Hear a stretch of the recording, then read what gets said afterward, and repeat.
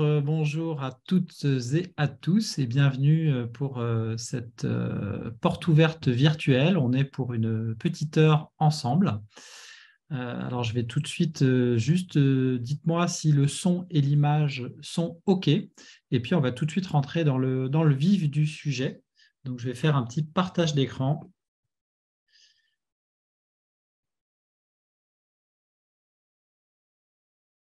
Hop, voilà. Alors, dites-moi si c'est OK pour le partage d'écran et que vous voyez bien euh, l'image. Alors, je suis allé un peu vite, d'ailleurs. Donc, je suis avec Mégane Guérard, qui est notre responsable pédagogique. Je suis avec Ophélie Frénéard, qui est notre chargée de communication. Et je me présente, j'ai oublié de me présenter, Mathieu Rouget, directeur de l'école de design La Fontaine. Donc, on va tout de suite attaquer. D'abord, la question qu'on peut se poser, c'est de savoir un petit peu, de parler de vous, de savoir qui vous êtes, quelle est la typologie finalement des personnes qui s'intéressent à faire des études dans le domaine du design. Nous, ce qu'on a pu constater, c'est que généralement, le profil que vous avez, c'est soit d'être étudiant ou salarié et vous avez ce désir d'exercer un métier créatif. Vous cherchez une formation à distance, mais une formation sérieuse dans les métiers du design. Vous voulez vous lancer dans le design car vous débutez des études ou vous êtes étudiant ou vous êtes déjà sur le marché du travail et vous voulez changer de voie, vous êtes dans un parcours de reconversion professionnelle. Et tout ça parce que tout simplement, vous voulez vous épanouir dans un métier qui a du sens pour vous.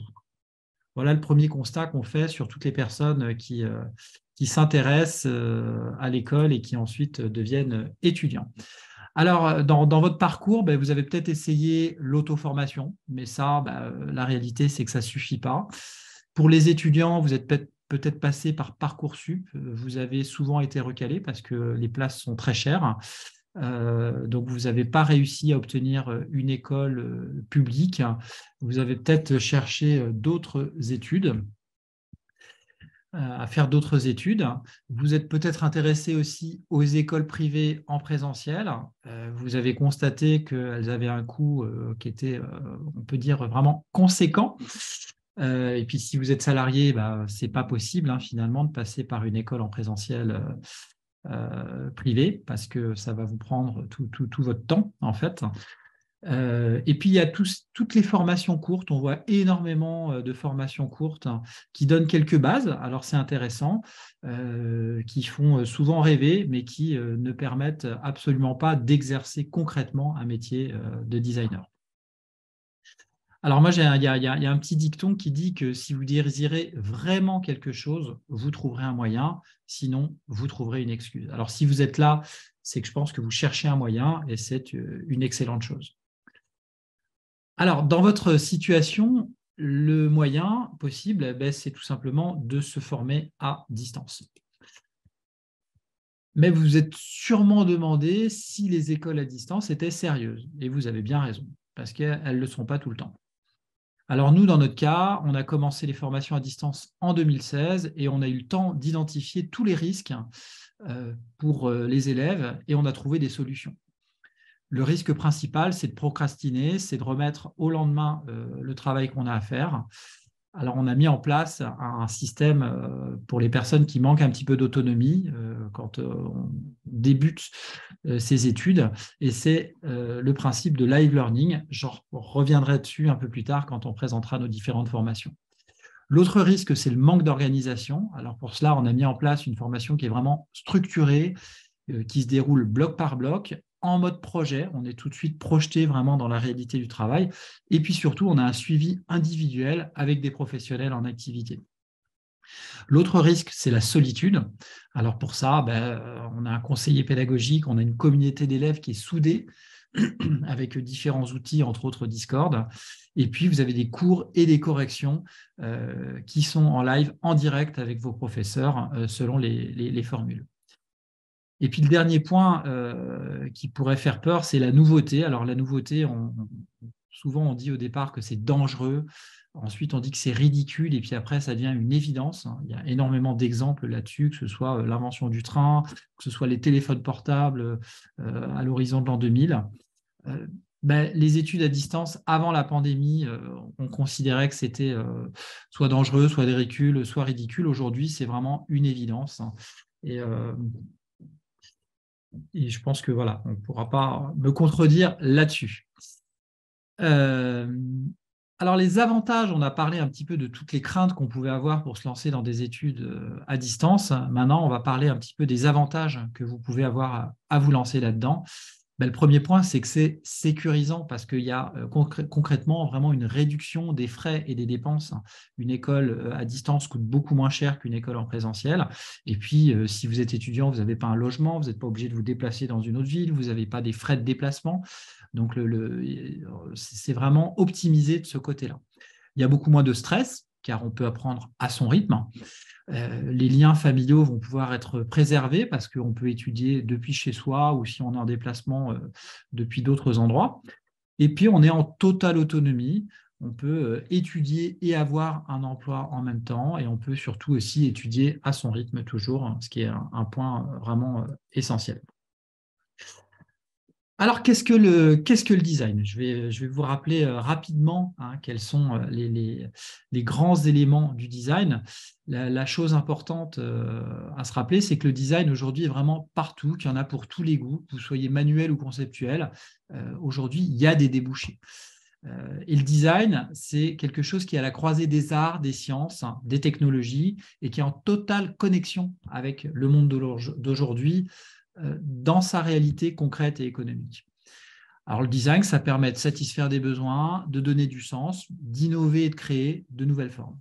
Alors, votre créativité, l'objectif, c'est de la mettre au service du design afin d'améliorer notre quotidien et nos habitudes à une plus ou moins grande échelle. Alors, la bonne nouvelle, vous allez voir, c'est qu'aujourd'hui, pour se lancer dans une carrière de design, tous les feux sont au vert. Et je vais vous dérouler quelques chiffres qu'on a trouvés et qui sont sortis d'études tout à fait sérieuses. La première bonne nouvelle, c'est qu'il faudrait former 3 fois plus de designers qu'on ne le fait aujourd'hui en France. Des pays de population équivalente ont beaucoup plus d'étudiants qu'on en a aujourd'hui. Ensuite, c'est un secteur où le taux de croissance est supérieur à la moyenne. Ça veut dire qu'on gagne plus d'argent et plus rapidement. Et puis enfin, on a la fameuse French Touch, c'est-à-dire qu'on a vraiment cet atout formidable. La France est réputée dans les métiers créatifs et à compétences égales, on préfère les Français. Alors voilà quelques chiffres qui vont pouvoir vraiment vous rassurer par rapport à tout ça. C'est de vous dire qu'en 2022, 80% des entreprises interrogées ont recruté dans le domaine du design. Et le secteur est clairement en tension. Alors, il y a pas mal de choses à détailler là-dedans. Je ne veux pas faire de généralité, c'est des études assez complètes.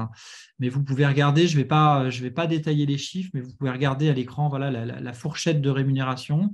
Il y a une part belle à des rémunérations très confortables,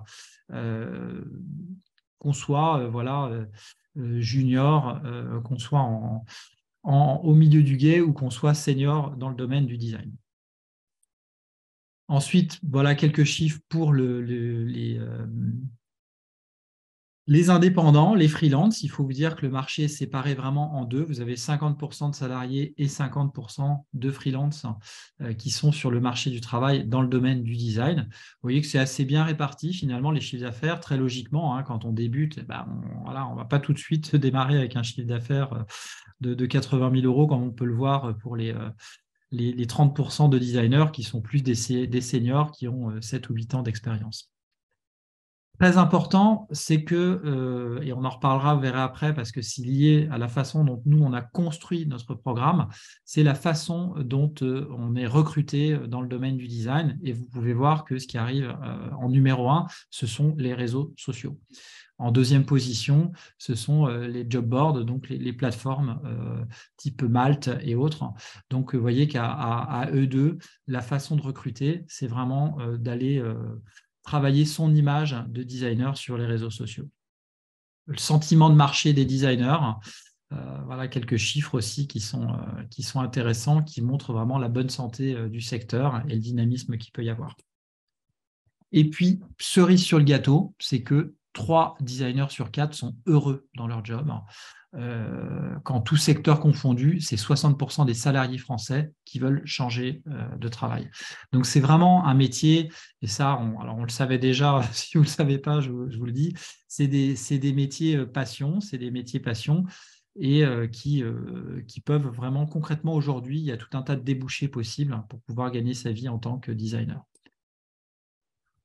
Alors, ceux qui réussissent justement, parce que tout le monde ne réussit pas, bien sûr, dans le domaine, il y a des recettes à appliquer. Et cette recette, elle est liée justement d'une part à cette notion de passion qu'on a pour faire ce qu'on aime. Et quand on aime, ben forcément, on fait les choses mieux. Ensuite, il y a la persévérance, parce que on a beau être passionné par ce qu'on fait, si on n'est pas persévérant, si on ne se relève pas à chaque difficulté qu'on rencontre, à chaque échec, ben, bien sûr, on va échouer. Donc la persévérance, ça va vous permettre d'accepter l'échec et de vous relever à chaque fois. Et puis ensuite, il y a vraiment une méthodologie spécifique au métier créatif. Il va falloir apprendre à mettre votre créativité au service de vos clients pour qu'ils aient envie de travailler avec vous, qu'ils aient envie de vous rémunérer, que vous soyez freelance ou salarié. Alors, les conditions de la réussite, le premier truc qu'on regarde, c'est bien sûr la technique. Est-ce que je sais dessiner? Est-ce que je sais utiliser les logiciels? Pour ça, vous avez besoin d'être bien accompagné par des professionnels en activité qui vont vous apporter les compétences qui sont actualisées, qui sont updatées. Le talent, ça ne suffit pas. Il y a des gens talentueux, c'est très bien, mais derrière, bien évidemment, il y a du travail à avoir. Le deuxième point clé, c'est la confiance. 80% de la réussite, c'est dans la tête, c'est pas de la technique, c'est vraiment d'avoir confiance en ce qu'on fait. Et ça, la confiance aussi, c'est une compétence à acquérir avec un travail sur soi, avec un travail sur la gestion aussi des compétences. Plus on gagne en compétences, plus on va gagner en confiance.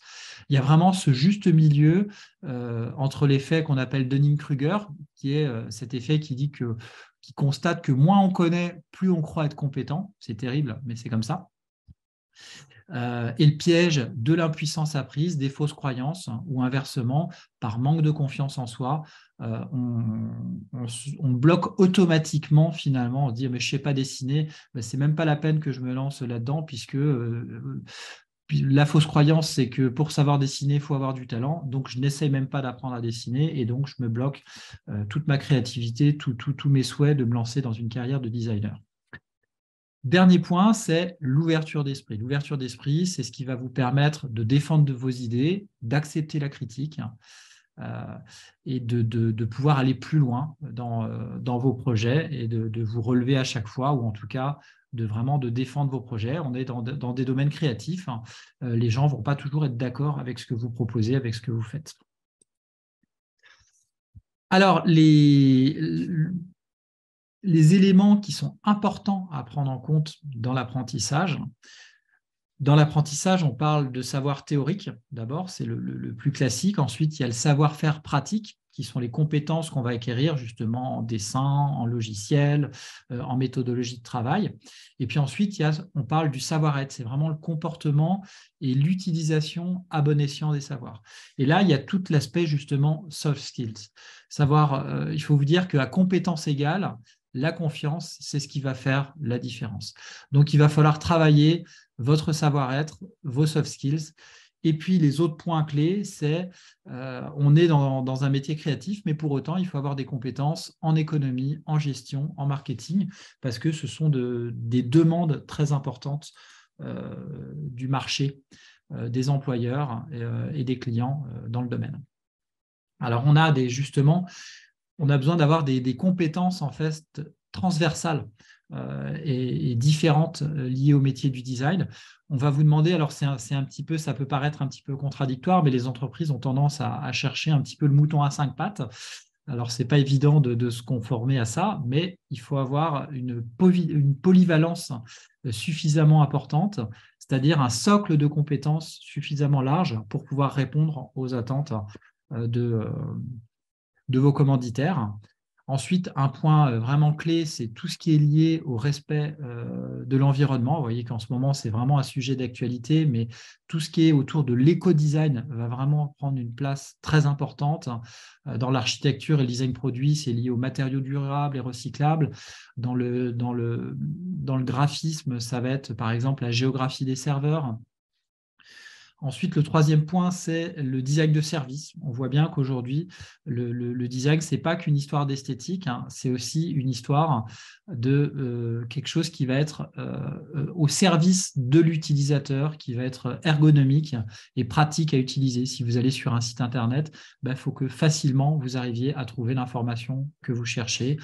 Si vous êtes designer produit ou industriel, le produit doit être esthétique, mais aussi facilement utilisable, tout ce qui est application, etc. Enfin, le domaine d'action est infini pour le design de service. Et puis, le quatrième point, c'est les compétences en management. Donc, si vous avez déjà géré des équipes, même dans un autre domaine, il faut vous dire que ça, c'est des compétences qui sont recherchées aujourd'hui dans le design, parce qu'on cherche des chefs de projet dans les entreprises à taille moyenne, dans les startups, des équipes de design au fur et à mesure se constituent, et on a besoin de managers en fait qui vont pouvoir gérer ces équipes. Alors on parlait de directeur artistique à une certaine époque, maintenant vraiment on parle de head manager en production de design. Voilà les 4 points émergents dans le secteur du design qu'il est intéressant d'avoir en tête. Alors maintenant, je vais vous parler un petit peu de nous. On va détailler un petit peu qui est l'école La Fontaine, comment est-ce qu'on fonctionne et comment est-ce qu'on a construit des formations qui veulent accompagner vraiment les élèves, nos apprenants sur le marché du travail et pour qu'ils réussissent dans le domaine.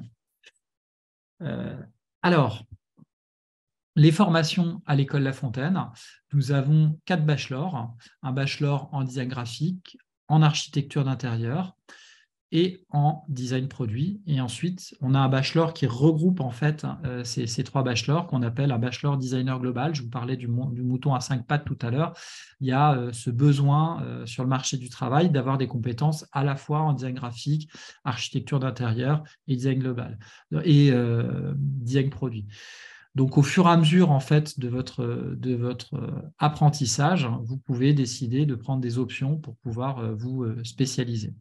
Ensuite, à partir de l'année prochaine, on ouvre un master en design global. Donc, il faut avoir bien évidemment un niveau Bac+3, un bachelor ou une licence en amont pour pouvoir rentrer dans ce bachelor. Et dernier point, on a mis en place des formations spécialisées de façon à ce que si vous avez déjà des compétences, vous puissiez uniquement vous former sur des cours spécifiques de design graphique, des cours de logiciel, des cours de dessin, des cours d'histoire de l'art ou du design, de communication ou de marketing, ou de développement et d'organisation. On en reparlera, mais c'est une des spécificités de l'école, c'est-à-dire qu'on ne va pas se contenter de vous apporter des compétences techniques et théoriques. Ça ne suffit pas aujourd'hui pour réussir sur le marché. Il est important d'avoir une vision globale du marché en travaillant, comme je vous l'expliquais tout à l'heure, le savoir-être, les soft skills, les compétences douces qu'on appelle, qui sont vraiment essentielles aujourd'hui et qui permettent aujourd'hui d'être plus facilement recruté. Alors, comment est-ce que ça se passe pour parler du bachelor? On va commencer par le gradin. Le gradin, c'est un tronc commun dans lequel vous allez apprendre toutes les bases techniques, théoriques, la méthodologie de travail liée au métier du design. Vous allez avoir des cours d'histoire de l'art, vous allez avoir des cours liés à la couleur, aux matériaux, du développement personnel pour travailler la confiance en soi, de la communication personnelle pour apprendre à tout de suite et rapidement appréhender comment est-ce qu'on va tout de suite travailler l'intégration sur le marché du travail en fait, parce que c'est vraiment un des points clés. Il ne faut pas dire je fais des études et puis ensuite je réfléchis à comment je trouve un job. C'est tout de suite avoir une vision et vous construire une vision sur votre sortie d'études. Est-ce que je vais chercher à devenir freelance? Est-ce que je vais chercher une entreprise pour devenir salarié? Et donc, nous, on va construire avec vous votre projet et vous accompagner là-dedans. Ça passe par la maîtrise des réseaux sociaux d'un point de vue professionnel. Ça passe par la construction d'un book qui sont les éléments clés aujourd'hui qui vont vous permettre de vous démarquer sur le marché du travail. Il faut vous dire qu'un employeur ou une entreprise qui veut vous embaucher, que ce soit en freelance ou en salarié, il ne va pas regarder votre diplôme. La première chose qu'il va regarder, c'est votre book. C'est-à-dire, est-ce qu'il va pouvoir être en capacité de se projeter dans votre travail en se disant, ben oui, j'ai envie de travailler avec cette personne parce que ce qu'elle fait m'inspire et je la vois bien créer un logo pour moi, je la vois bien réaliser un plan d'architecture parce que ce qu'elle a déjà fait, ça m'inspire et j'ai envie d'avoir, pas forcément exactement la même chose, mais en tout cas quelque chose qui s'y apparente. Alors, le gradin tronc commun. Petite précision du coup pour le gradin, vous avez pas besoin de savoir dessiner. C'est vrai que vraiment le gradin, on vous apporte vraiment toutes les bases pour pouvoir en fait, dessiner. Donc si vous partez de zéro en dessin, ce n'est pas grave, on vous apprend tout. Et c'est vraiment ça la spécificité du coup du bachelor en entrant dans le gradin. Voilà, je Ouais, te laisse la merci parole. Ophélie de le rappeler parce que c'est vrai qu'on a souvent des personnes qui arrivent, voilà, qui ont vraiment cette étincelle du design et de la créativité, mais qui arrivent en entretien et qui nous disent mais je ne sais pas dessiner, j'ai aucune base. Est-ce que c'est fait pour moi si j'ai aucune base? Ben, nous, dans le gradin, on part du principe, dans tous les cas, que vous sachiez dessiner ou pas, on part de zéro. Donc, le premier cours de dessin, c'est, je caricature un petit peu, mais voilà, ça c'est une feuille, ça c'est un crayon, voilà comment tailler crayon. Je simplifie bien sûr le propos, mais l'idée c'est vraiment de vous dire qu'on va partir de zéro là-dessus et qu'on va pas à pas vous accompagner méthodologiquement pour vous apprendre toutes les bases en dessin, tout ce que vous avez besoin de connaître en art plastique, et puis au fur et à mesure d'aller vers les logiciels, parce que tout ça, ça se complète quand vous êtes face à un client, d'être en capacité de faire un petit croquis sur le bord de la table pour lui expliquer votre idée que vous avez pour son logo, pour la pièce que vous êtes en train que vous lui proposez de refaire chez lui. C'est beaucoup plus efficace que de vouloir sortir un ordinateur en disant bah, attendez, je vais ouvrir mon logiciel et puis dans une demi-heure, trois quarts d'heure, une fois que j'aurai mis en place les différents éléments, je pourrais vous donner une proposition créative. De toute façon, tout parcours de designer passe par le dessin, même si vous l'utilisez peut-être moins après, ça passe par là. Donc, vous avez au moins besoin de comprendre ces bases pratiques, c'est vraiment essentiel. On attaque le grade 2. Donc, le grade 2, le grade 1, c'est un tronc commun. Et ensuite, dans le grade 2, vous allez avoir des spécialisations. Grade 2 et grade 3, vous pouvez vous spécialiser soit en design graphique, soit en design d'espace, soit en design produit.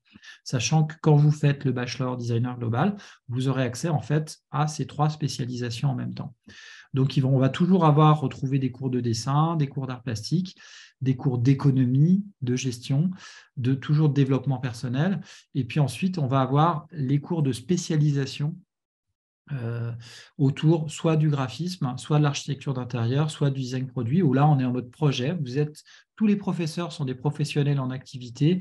On part d'un cahier des charges à chaque fois, c'est-à-dire l'équivalent d'un client qui vient et qui vous fait une demande spécifique et vous devez répondre à ses attentes. Donc, vous allez d'abord réaliser un brief client, ensuite établir un cahier des charges et puis ensuite faire des propositions créatives avec différentes pistes créatives et finalement réaliser un projet complet. Ce projet complet, vous pourrez le mettre dans votre book, c'est ce qui va agrémenter votre book au fur et à mesure de votre évolution, de votre parcours avec nous.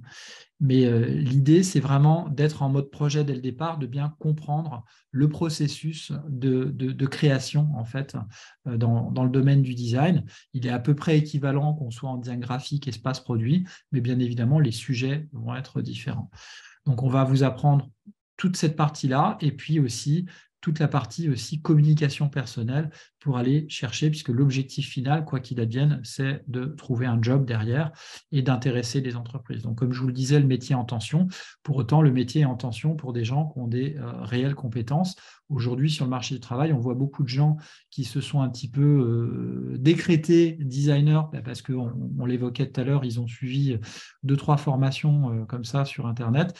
Malheureusement, ça ne suffit pas. Il faut vraiment il y a vraiment une méthodologie de travail à avoir et à décliner pour chaque projet de façon à pouvoir vraiment faire des propositions créatives sérieuses. Est-ce que sur la partie présentation des grades, Ophélie ou Mégane, j'ai rien oublié? Est-ce qu'il y a des choses que vous voulez préciser?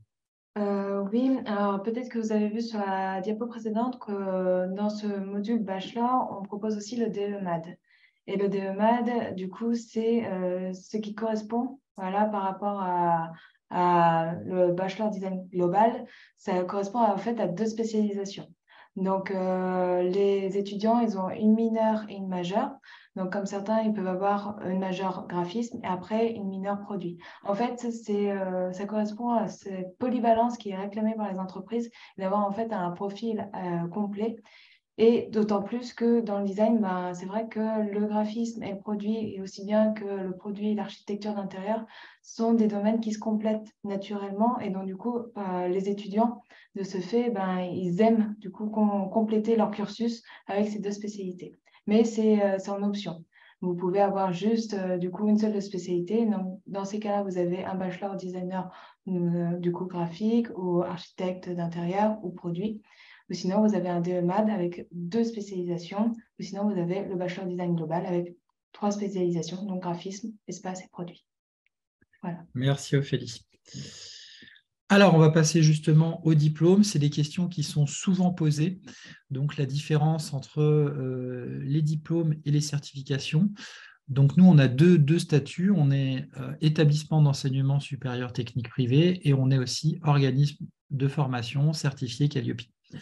Donc, diplôme vs certificat, le diplôme, c'est pour un métier, en fait, ça va regrouper plusieurs blocs de compétences, la maîtrise de l'ensemble, en fait, des process qui permettent d'exercer un métier.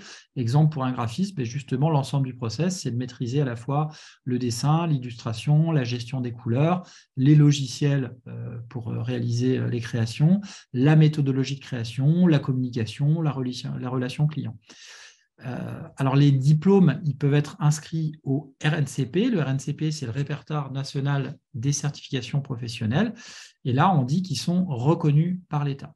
Alors, il y a une petite nuance à savoir, c'est que depuis 2018, il y a eu une réforme en fait du RNCP et qu'aujourd'hui, vous avez 2 types de diplômes. Vous avez ce qu'on appelle les diplômes de droit qui sont délivrés par les écoles publiques et les diplômes acquis qui sont délivrés par les écoles privées et les organismes de formation. Alors, sans faire de guerre de chapelle, il faut quand même savoir que les diplômes de droit délivrés par les écoles publiques quand bien même la formation peut être tout à fait de qualité, il n'y a pas les mêmes prérequis en fait pour les établissements, puisque pour les établissements privés qui peuvent délivrer un diplôme en RNCP, on va leur demander de prouver que les étudiants qui sortent de leur diplôme sont réellement sur le marché du travail dans le secteur d'activité qu'ils ont enseigné. Donc, il y a une exigence supplémentaire pour les écoles privées et les organismes de formation qui est demandée par l'État de prouver que plus, on va dire, de 70% en moyenne minimum des étudiants qui sortent sont réellement sur le marché du travail. Inversement, dans les écoles publiques, il n'y a pas d'enquête qui est faite, donc ça ne veut pas dire que c'est mauvais, hein, mais il n'y a pas d'enquête qui est faite sur les débouchés qui sont réellement proposés aux étudiants qui passent par ces écoles. Je précise ça parce que c'est vrai que souvent, c'est une question qui revient de la part des personnes qu'on a au téléphone. Est-ce que votre diplôme est inscrit au RNCP? Si on ne connaît pas cette nuance, on fait quand même fausse route, puisqu'il y a un niveau d'exigence qui est bien plus élevé pour les écoles privées que pour les écoles publiques en termes de preuves finalement d'intégration du marché du travail. Donc, dans notre cas, nous, on est dans une démarche de reconnaissance du RNCP par par l'État, mais il faut savoir que c'est une démarche qui prend 4 à 5 ans, en fait, puisqu'on doit avoir, l'État exige de nous qu'on ait 2 promotions de sortie et que 2 ans après ces promotions, on prouve que nos étudiants sont bien dans le domaine du marché du travail avec des preuves concrètes et ce n'est pas uniquement déclaratif. Alors, passer cette parenthèse, donc vous avez d'un côté le RNCP et de l'autre, vous avez ce qu'on appelle les certifications inscrites au RSCH. Donc ça, c'est uniquement des certifications où justement vous allez avoir uniquement des compétences spécifiques, soit en dessin, soit en gestion des couleurs, soit en logiciel. Donc là, il faut bien différencier, en fait, si vous êtes salarié en reconversion professionnelle et que vous avez déjà une partie des compétences, vous allez peut-être pouvoir uniquement passer des certifications qui vont vous permettre de compléter finalement vos connaissances pour pouvoir exercer le métier de designer. Si vous partez de zéro, il faut acquérir le diplôme, les blocs de compétences d'un diplôme dans son intégralité. Vous avez besoin d'avoir toutes les compétences du métier. Donc, on va partir sur une formation diplômante. Voilà pour l'aspect diplôme. Ensuite, il y a l'aspect, bien sûr, financement des formations. Quand vous avez différents types de formations. Si vous êtes demandeur d'emploi, on va pouvoir financer votre formation via l'AIF. Si vous êtes indépendant, on va pouvoir financer votre formation via l'OPCO. Et quand les diplômes sont inscrits au RNCP, c'est ça l'intérêt aussi du RNCP, c'est qu'ils vont pouvoir être finançables par un ensemble en fait de structures, les OPCO, les AIF, le CPF aussi, et la possibilité de faire de l'alternance. Alors d'ailleurs, à ce titre-là, nous, on vient d'ouvrir une formation création d'entreprise à l'école La Fontaine, qui est éligible pour le coup au CPF.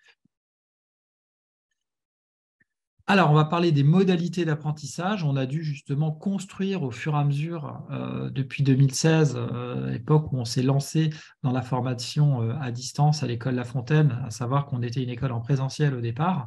On a construit les cours à distance et on a modélisé un parcours d'apprentissage qui est vraiment efficace et adapté aux différentes situations. Alors, la première situation, c'est le live learning. Donc, c'est la formation qui se rapproche le plus d'une école en présentiel.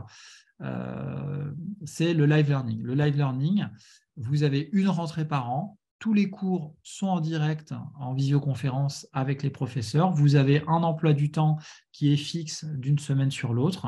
Vous avez un contrôle continu et un rendu des travaux à réaliser d'une semaine sur l'autre. On est vraiment en mode étudiant, une rentrée en octobre, les vacances scolaires, un rythme vraiment bien défini. Donc ça, pour les étudiants, les jeunes bacheliers qui veulent avoir une alternative à une école en présentiel pour avoir plus de liberté quand même, de temps, de mouvement, mais qui veulent en même temps quand même, qui ont besoin, qui ne se sentent pas suffisamment autonomes et qui veulent pouvoir vraiment avoir un suivi individuel avec un rythme qui va leur être imposé au fur et à mesure de l'année ou proposé, c'est vraiment l'idéal, le live learning. Ensuite, on a créé une autre formule qu'on appelle le e-learning, où là, vous allez pouvoir vous inscrire grade par grade. Chaque grade dure 12 mois. Et donc, un grade correspond à l'équivalent d'une année d'études. Vous allez d'un côté avoir les cours qui sont sur notre plateforme de formation, vous allez les retrouver en vidéo sous forme de replay. Donc, vous allez pouvoir visionner ces cours 7 jours sur 7, 24 heures sur 24 en fonction de votre emploi du temps, quand ça vous arrange.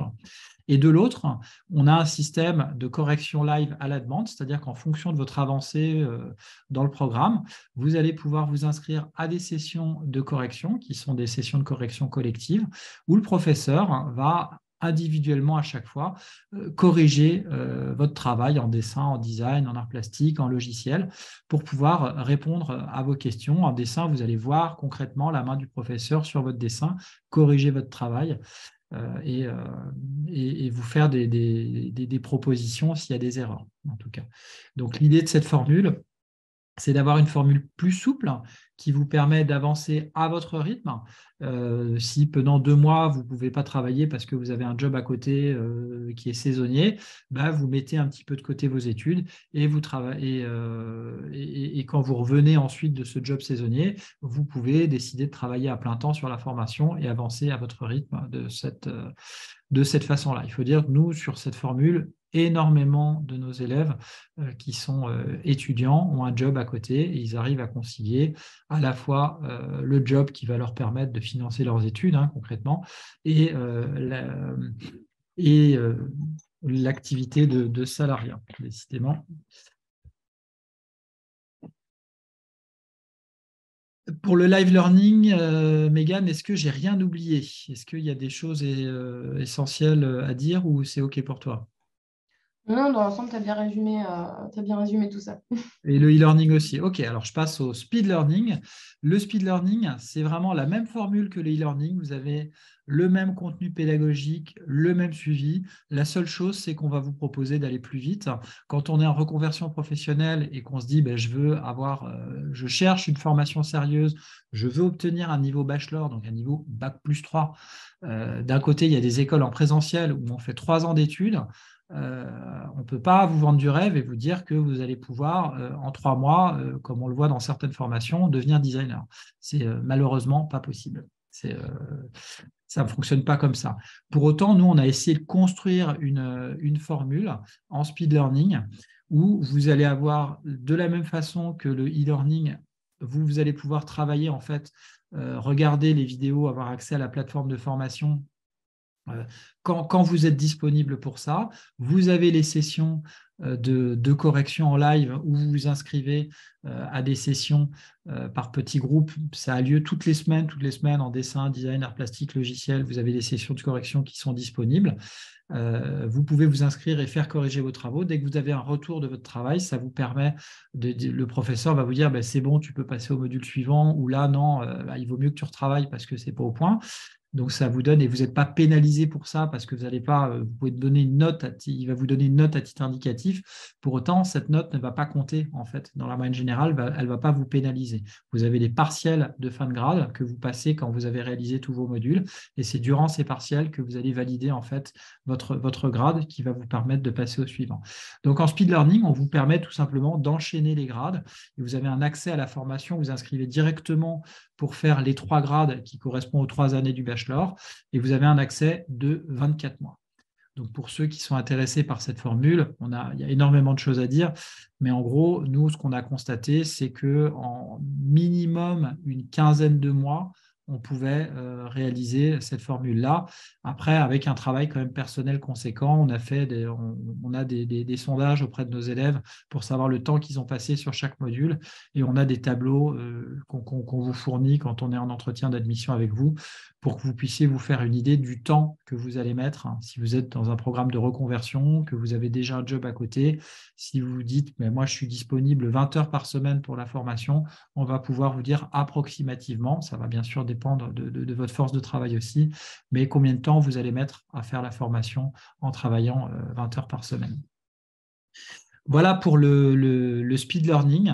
Ça va vous permettre d'aller plus vite, d'enchaîner les grades et puis bien évidemment avec cet objectif concret d'aller sur le marché du travail. Pour les 3 formules, c'est le même programme pédagogique, les mêmes professeurs. Il y a juste le suivi qui va différer, mais il n'y a pas moins de suivi, il y a un suivi qui est tout simplement différent. Et puis, on a créé une dernière formule qui est l'Access Learning. Là, c'est une formule un peu différente des autres parce qu'elle est vraiment en totale autonomie et elle est aussi sans engagement. Donc, il n'y a pas de correction live dans cette formule. On voulait proposer une formule à moindre coût aussi et qui ne vous engage pas. Donc, c'est une formule où vous avez un abonnement mensuel que vous pouvez arrêter à tout moment. Vous inscrivez mois par mois et puis vous avez accès à toute la formation qui va se dérouler au fur et à mesure des mois, grade 1, grade 2, grade 3. Et vous allez pouvoir réaliser aussi vos partiels en fin de grade. La seule chose qui diffère, c'est que vous n'avez pas accès aux corrections en live, en direct avec les professeurs, ce suivi vraiment individuel. Donc, ça vous demande bien sûr beaucoup plus d'autonomie, mais elle a l'avantage d'être de vous laisser une liberté d'action complète, puisque vous pouvez arrêter en cours de route, la reprendre plus tard, etc. Alors, parlons un petit peu de nos différences. Qu'est-ce qui nous différencie, nous, l'école La Fontaine? Déjà, c'est qu'on a vraiment modélisé une méthode d'apprentissage. Alors, on l'appelle la méthode des 4 C. C'est les compétences, la créativité, la confiance et les connexions. Alors, les compétences techniques et théoriques, c'est des cours qui vont à l'essentiel, explication, dialogue, correction, être corrigé souvent pour progresser, et puis des travaux en groupe pour apprendre des erreurs des autres. La créativité, c'est apprendre à la doper et à la dompter pour la mettre au service de vos projets. La confiance, c'est de vous dire qu'à compétence égale, la confiance en soi fait la différence. Et puis, les connexions, point qui est vraiment un point clé, c'est d'avoir une stratégie d'intégration du marché du travail avec un système de communication propre, que ce soit les réseaux sociaux ou le bouche-à-oreille. Nos 4 bachelors, je vous les représente. Ils permettent de devenir designer graphique, architecte d'intérieur, designer industriel, designer global. Pour ça, il y a 3 étapes. Il y a le socle commun pour acquérir des fondations solides, c'est le grade 1, la spécialisation en grade 2 et la professionnalisation en grade 3. Les différentes matières, c'est le dessin, le design par spécialité, les logiciels par spécialité, que ce soit Photoshop, Illustrator, InDesign, AutoCAD, SketchUp, Rhinoceros pour le design industriel, les arts plastiques, l'histoire des arts et du design, les sciences appliquées au design, que ce soit la théorie des couleurs, la technologie des matériaux, et puis les matières qui font la différence, l'économie, le marketing, le droit et la gestion. Alors bien sûr, on ne pousse pas à un niveau, ce n'est pas un bachelor en économie, en marketing, mais c'est des points clés qui vont vraiment vous permettre de faire la différence. Le développement personnel et les soft skills, et puis la communication personnelle et ce qu'on appelle le marketing de soi, tout simplement de présenter une belle image de vous-même. C'est ce qui va vous permettre de faire la différence. Alors, quelques points clés sur l'école, c'est des enseignants professionnels en activité dans leur spécialité, une pédagogie en mode projet, 100% ancrée dans la réalité, un suivi individuel en petits effectifs pour favoriser l'acquisition progressive, un accès direct à vos professeurs pour vos questions et corrections, un conseiller pédagogique dédié joignable 7 jours sur 7. Je vais lui laisser la parole dans quelques secondes ou minutes. Des possibilités d'interaction avec les autres élèves sur notre Discord, une plateforme avec tous vos cours, les vidéos, les replays des lives et des PDF et encore beaucoup d'autres choses, mais je ne peux pas tout détailler, des cours supplémentaires pour faire la différence, un emploi du temps optimisé et modulable en fonction de votre rythme, des options adaptées aux étudiants ou à la reconversion professionnelle et surtout un mode de fonctionnement pédagogique en phase avec la réalité du métier. Alors voilà pour ces éléments-là. Maintenant, je passe la parole à Mégane. Mégane, notre référente pédagogique. Mégane, c'est à toi. Je te laisse présenter la façon dont tu suis les élèves, à savoir que vraiment, dans les formations à distance, un des points clés de la réussite d'une formation à distance, c'est le suivi, l'accompagnement et la connexion qu'il va y avoir entre l'école et les apprenants, puisqu'on n'est pas directement les uns avec les autres. Il faut qu'on communique avec vous, que ce soit par téléphone, en vidéo, sur le Discord ou via une application Zoom ou autre. À toi, Mégane, je te laisse la parole. Okay, merci Mathieu. Oui, du coup, comme disait Mathieu, au fur et à mesure des années, on a développé pas mal d'outils pour vous suivre en fait au plus près et ce tout au long de notre formation. Et cette méthodologie-là employée, elle commence dès votre entrée en formation. Donc, quand vous entrez en formation, vous avez accès à une plateforme qui est vraiment dédiée à vos cours où vous allez retrouver toutes les vidéos et des replays, donc les PDF, etc., comme ce que disait Mathieu. Plein de ressources aussi. Et du coup, vous allez utiliser aussi un dossier dans lequel vous allez poser vos travaux et c'est via ce dossier-là que vous allez pouvoir être corrigé, vous allez pouvoir travailler, tout simplement. Donc, en fait, dès votre entrée en formation, on fait déjà un premier rendez-vous qui est très important parce que du coup, déjà, on fait connaissance, on regarde un petit peu ensemble quels sont vos objectifs, quelle est votre façon de travailler, si vous êtes une personne plutôt organisée ou pas, et on va définir ensemble des objectifs à tenir et on va avoir finalement des rendez-vous assez réguliers. Donc, soit c'est vous qui décidez de les prendre, soit, voilà, en général, on essaie de faire des rendez-vous tous les 2 mois pour se tenir informé, pour voir si tout se passe bien, si vous rencontrez des difficultés ou pas. Donc, le suivi pédagogique, il s'organise vraiment tout au long de votre formation, que ce soit du grade 1, du grade 2 jusqu'au grade 3. Donc, vous avez, comme je disais, des points en visio assez réguliers, des conseils aussi sur votre orientation, parce que le design, c'est quelque chose de très vaste, en fait. Il y a beaucoup d'éléments qui sont liés. On peut être intéressé par le graphisme, mais en même temps se dire, ah, le produit, c'est pas mal, je ne sais pas quoi choisir entre les deux. Des fois, il ne faut pas choisir, il faut faire les deux. Donc, il y a plein de choses comme ça, on en discute souvent. Des conseils organisationnels aussi, parce que à partir du moment où on passe à distance, mais que ce soit d'ailleurs en présentiel ou à distance, il faut savoir s'organiser, savoir se définir quel travail je fais à quel moment, selon son emploi du temps aussi. Alors, quand on est étudiant, quand on est en live, on a vraiment des dates régulières de rendu, etc. Quand on est en e-learning ou en speed learning, c'est plus à soi de se les figer. Donc, du coup, on peut voir ça ensemble si voilà, il y a des choses à organiser selon aussi votre travail, si vous avez un travail à côté, votre vie de famille, etc. Voilà, on fait des plannings de travail et on voit au fur et à mesure ce qui vous correspond le mieux pour que vous réussissiez votre grade. Donc voilà, c'est pour ça qu'on a un suivi individuel, franchement, adapté à chacun, à chaque profil, parce que vous êtes tous différents. Voilà. Et puis au fur et à mesure des années, donc pour la poursuite de grade, en fait, à chaque fin de grade, on fait un bilan de l'année. On se pose aussi des questions sur vos points d'amélioration à vous. Vous aussi, vous faites un retour sur votre vécu de la formation pour que nous aussi, on sache quel point d'amélioration mettre en place. Ensuite, on présente finalement ce qu'on attend de vous pour chaque grade, parce qu'il va y avoir des choses différentes. On ne va pas être aussi exigeant en grade 1 qu'on peut l'être en grade 3, donc on discute de tout ça. On vous prépare aussi à l'oral de diplôme, donc à la fin de l'année, vous allez présenter votre book, un projet personnel qui vous tient à cœur, donc vous allez construire tout ça au fur et à mesure des années. Voilà, et puis de toute façon, que vous soyez, voilà, que vous nous rejoigniez dès le grade 1, enfin voilà, à partir du moment où vous quittez la formation, que vous êtes diplômé, ça ne veut pas dire que ciao, bye bye, voilà, on ne vous suit plus. Au contraire, on va prendre de vos nouvelles régulièrement, on va essayer de mettre en place des conseils pour l'emploi selon votre profil aussi. Si vous souhaitez lancer votre entreprise ou si vous souhaitez plutôt vous adresser à des emplois plutôt salariés, et on va mettre en place ce genre de techniques pour vous aider à rentrer sur le marché de l'emploi.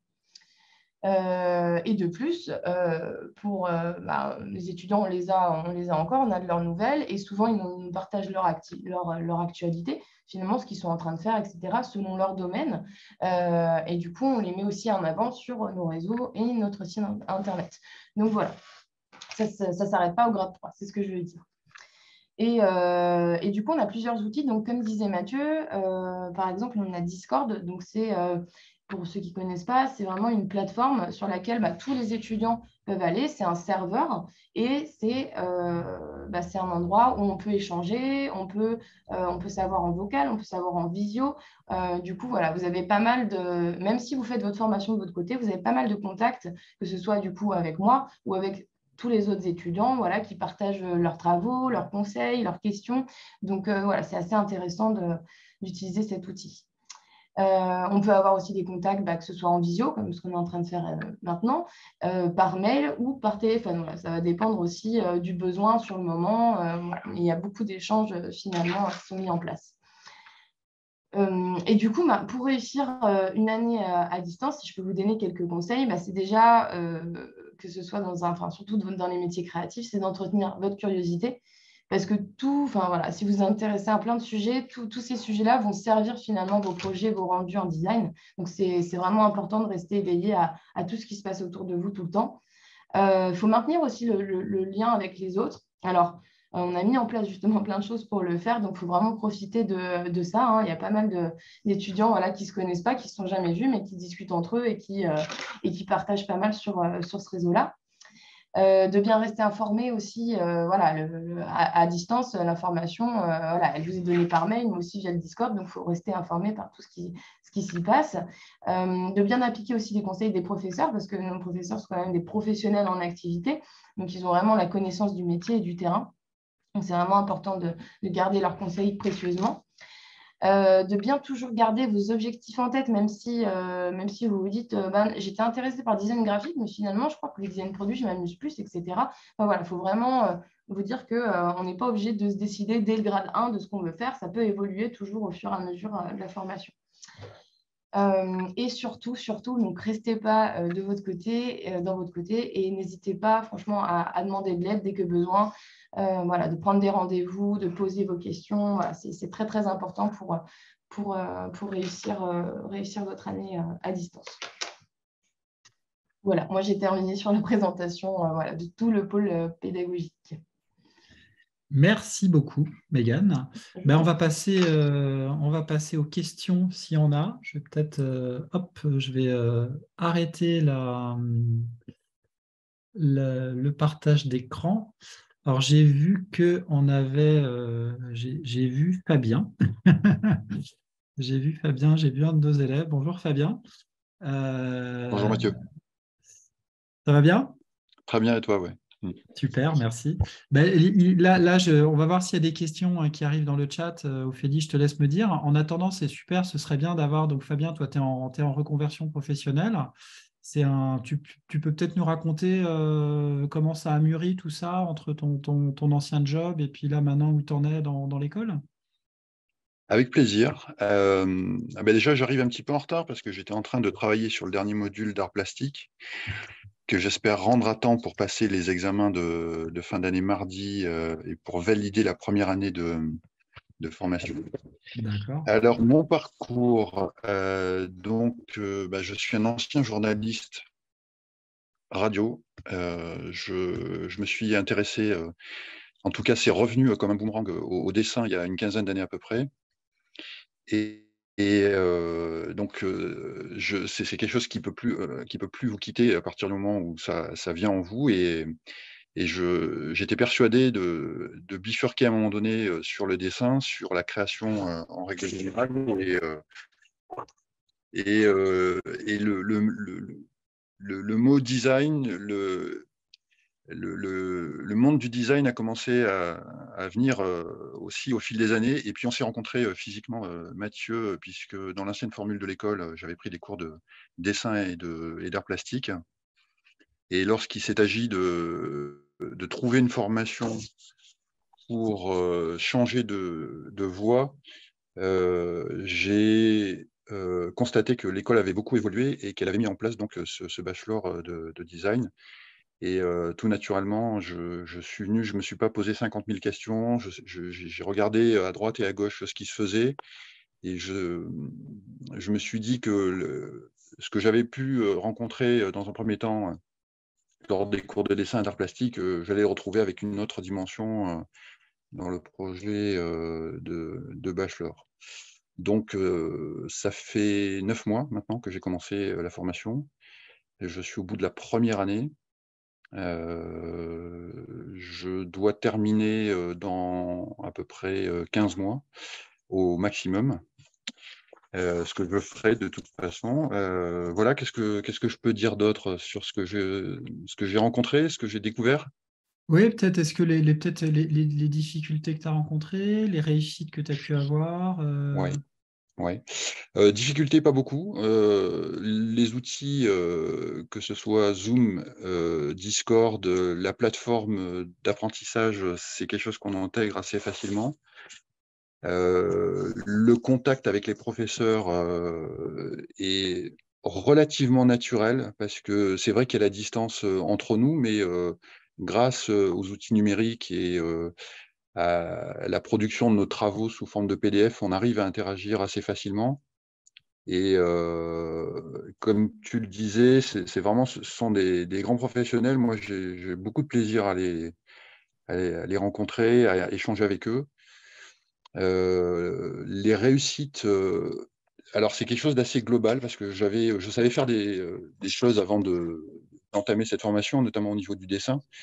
Mais même si je dessinais par ailleurs, il y a toutes sortes de productions qu'on doit rendre au cours de la première année en tout cas, et qui forcent à sortir de notre zone de confort. Et je crois que c'est l'un des aspects les plus importants, c'est-à-dire que on ne se pose pas la question de faire ou de ne pas faire, il faut faire.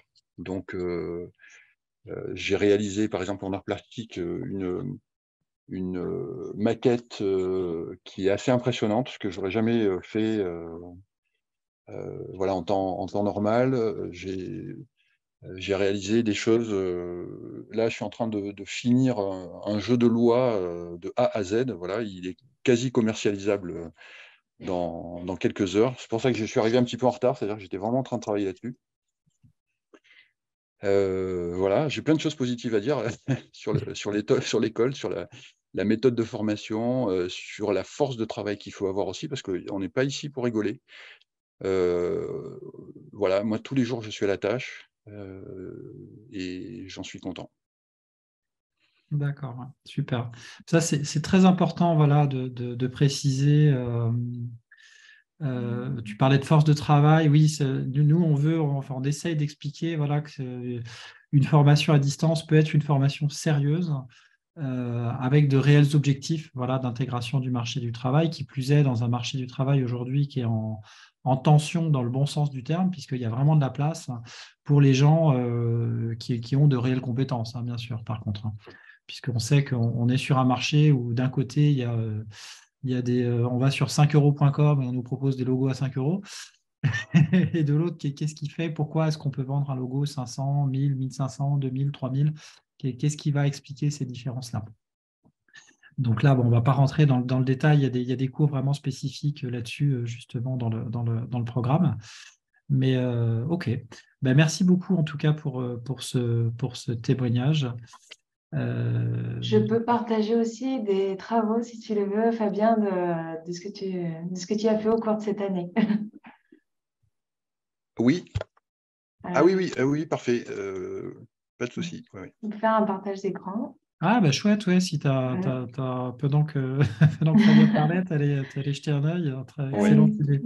Oui, c'est vrai que c'est bien de pouvoir se projeter aussi un petit peu quand. Voilà, si tout le monde voit mon écran. Voilà, donc ça, c'est du travail de perspective en dessin avec une manette de jeu réalisée sous 3 angles différents. Voilà, donc perspective, ça c'est la Ford T, c'est une voiture emblématique. Pareil, avec 3 angles de vue. Perspective, corps humain. Voilà, ça c'est les choses qui sont souvent les faiblesses, me semble-t-il, de pas mal de dessinateurs. Et donc, c'est des choses qu'on voit durant la première année. On essaie de renforcer tout ce qui est perspective, les os du corps humain, la myologie du corps humain. Donc voilà, il y a toutes sortes d'aspects qui sont travaillés pour jouer ensuite, j'imagine, puisque j'ai pas encore fait la deuxième et la troisième année de formation, mais voilà, ce sont des bases qu'il faut absolument avoir. Et je sais que pour rencontrer pas mal de gens qui dessinent, que parfois les choses sont pas bien posées, quoi, notamment au niveau du corps humain ou de la perspective, et il faut savoir le faire. Ça, c'est un travail d'ancrage.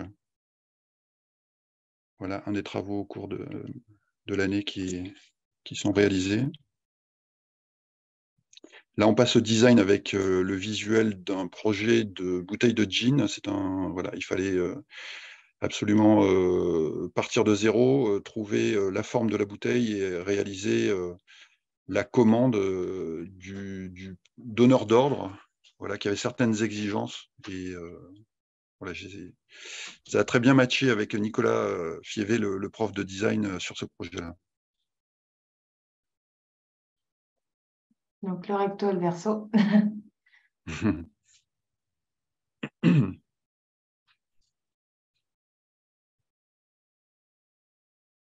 Voilà, l'aménagement d'une boutique. C'est ce qu'on fait en design aussi, sur le 8e module. Et puis, me semble-t-il, à la fin, le projet que je suis en train de réaliser, c'est-à-dire le jeu de loi avec le visuel de la façade de la boîte que vous avez. Voilà. Oui, alors c'est marrant ce projet-là de jeu parce que je repense à une de nos élèves, là justement, c'est dans la newsletter, qui elle concrètement a vendu son projet pour le coup à une maison d'édition là, qui collabore en tout cas pour un jeu de domino, je crois. Hein. Voilà, donc l'idée, c'est juste pour illustrer cette idée qu'on essaye de vous donner des projets très concrets et vraiment réalisables, euh, vendables sur le marché. Et pour rebondir sur ce qu'on a vu et le gradin, c'est un grade généraliste, donc les différents types de design n'étant pas cloisonnés complètement chacun les uns avec les autres, c'est important d'avoir, surtout au début, une vision suffisamment large en sachant ce que c'est que le design graphique, le design d'espace, le design produit. Pour ces trois grands designs, il y a aussi le design de mode, mais qui est vraiment très spécifique. Mais si on prend les trois premiers designs, quand on parle de design global, beaucoup d'entreprises vont vous dire, je veux que à la fois tu saches faire un site internet, un flyer, mais aussi un packaging pour notre produit. Voilà. Alors bon, c'est un petit peu le mouton à cinq pattes. Il y a un moment, on sait qu'il faut aller chercher des compétences spécifiques dans tel ou tel domaine, mais au moins savoir de quoi on parle, c'est important. Est-ce qu'on a, je sais plus, je crois qu'il y avait un autre élève qui était qui était là, mais je ne sais pas s'il est là. Sinon, s'il y a quelques questions, tu nous dis. Sinon, on va arriver à la fin de notre Je pense que journée virtuelle. voilà, on a été très clair parce que c'est vrai que nous n'avons pas de questions. Mais voilà, laissez mûrir du coup votre réflexion suite à cette GPO et vous pouvez revenir vers nous par la suite. Nous parlerons ensemble de votre projet plus précisément et voir en fait vous proposer ce qui vous correspond. C'est surtout ça en fait, c'est vraiment vous proposer une formation qui est adaptée à vous et à votre rythme, et à vos envies et à ce que vous voulez faire et devenir surtout. Oui, bon, voilà, pour conclure, c'est vraiment ce qui est essentiel, c'est qu'en effet, votre projet soit suffisamment mûri de votre côté, de façon à nous assurer que tous les feux soient ouverts, aussi bien pour le porteur de projet, l'élève ou la personne en reconversion professionnelle, que pour l'école, pour que ça matche ensuite pour la suite et qu'on puisse vraiment vous accompagner avec tout ce qu'on a mis en place. Voilà, je pense toute la passion de l'équipe et des professeurs à essayer de faire les choses le mieux possible. Voilà, merci à vous voilà, de nous avoir suivis pour cette journée, cette porte ouverte virtuelle. On vous souhaite de belles fêtes de fin d'année et on vous dit à bientôt.